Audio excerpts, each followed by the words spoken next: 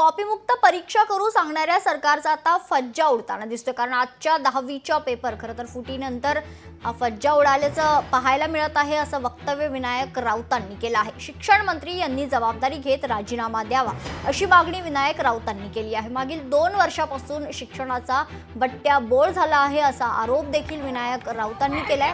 दर्जेदार शिक्षण मिळणार महाराष्ट्र भ्रष्टाचाराच्या विरोधात खरं तर सापडलेला आहे। एक शाळा एक गणवेश घोषणेचाही फज्जा उडाला असंही विनायक राऊतांनी म्हटलंय।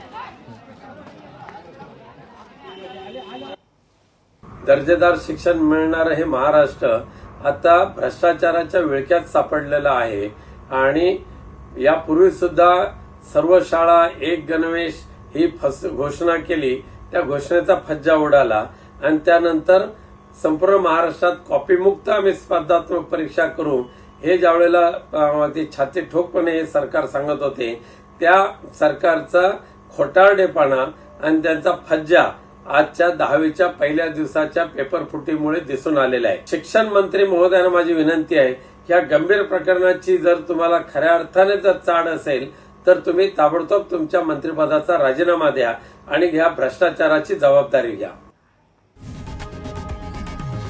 लोकशाही मराठी ऐका, पहा, जागरूक रहा।